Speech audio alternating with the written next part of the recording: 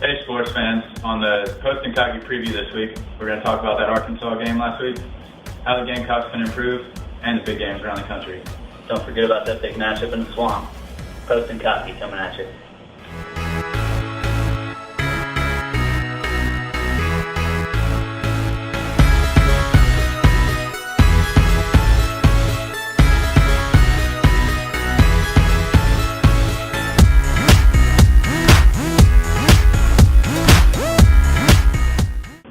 Welcome to the Post-Kentucky preview show. Alongside Ryan Mace, I'm Jace, Jarrell. To start things off, the Carolina Gamecocks were handed their first home loss this past week as the Arkansas Razorbacks came into Columbia. Ryan, how were the Arkansas Razorbacks able to pull off this big road win? Well, first of all, they were able to establish a running game. Running back Niles Davis had over 100 yards rushing. He was in the end zone 3 different times. Secondly, they were able to pressure Garcia. They forced him into some mistakes. He had some third and longs, some tough situations. Threw 2 interceptions, which was a big key for him. And thirdly, they were able to stop Marcus Lattimore. He had 11 rushes for 30 yards, which is very low. He added a catch for 10 yards, but he was basically a non-factor. And how's the coaching staff and everybody on the team trying to prepare to, fix what happened last week at the Arkansas game? Well, Spurrier in his press conference this week was very adamant, saying that the Arkansas game had nothing to do with the Florida game. He said he's going to have his guys ready to go this week. He said basically they need to work on their tackling. The secondary had a tough time bringing down guys on the first effort. They had some trouble covering guys. Of course, they had to move some guys around last week. But they're going to be working hard in the secondary and working on their tackling this week. I know the Florida-South Carolina game is a pretty big game this week, but there's a bunch of other big games out there this week as Penn State plays Ohio State, battle of 2 very great coaches. They have a couple of big ACC matchups as Clemson plays Florida State and North Carolina plays Virginia Tech, who's undefeated in the ACC. Back in the SEC, you have number 2 Auburn playing Georgia. Could be a big game, but definitely the game with the biggest implications would have to be this South Carolina-Florida game in Gainesville. Definitely, this is going to decide the SEC East champion. All around Columbia this week, the buzz has been about this game. I've been looking forward to it for a couple of weeks now. Urban Meyer, I believe, is calling for a blue out in Florida. All the fans are going to be ready to go down there. So it's definitely going to be a big game on the national stage.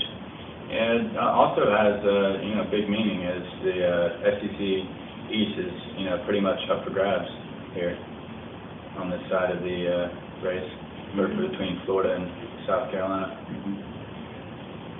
Well, for South Carolina, who needs to have a big game to pull off the victory in Gainesville? I think Steven Garcia is going to be the guy this week. He's been playing for 3 years now. This is his time. He needs to step up and lead this team. He's basically the leader of this team. He's got to play that role in Florida. He's got to lead the guys out there, throw the ball well, take care of it, don't turn it over, and he's going to be the catalyst for the offense, I think. And for the Gamecocks, who do they need to watch out for on that Florida side? I think on the opposite side, they're going to have to look at John Brantley. He's been interchanging with Jordan Reed at the quarterback position, Reed being more of the runner, but Brantley's going to be the guy that's going to be throwing it all over the field Saturday, so it's going to be important for him to have a big game. And Florida, what do they need to do to, win this game and take their spot in the SEC championship? Well, I think they need to get a good mix of John Brantley and Jordan Reed. They've been a good tandem for Florida this year. Brantley brings that good pocket passer role. He throws the ball pretty well, and Jordan Reed can throw the ball and run it. I think they need to win the field position battle. They don't need to give Spurrier and the offense a short field because they'll do some damage there. They've been leading the league in red zone offense this year. And thirdly, probably the most obvious point, they have to stop Marcus Lattimore. When he does well, it seems like the Gamecocks do well, and when he doesn't, they just can't get it together. Some good points there. For the Gamecocks, be a tough environment on the road. What do they need to do to come away with a victory here? I think they need to score early.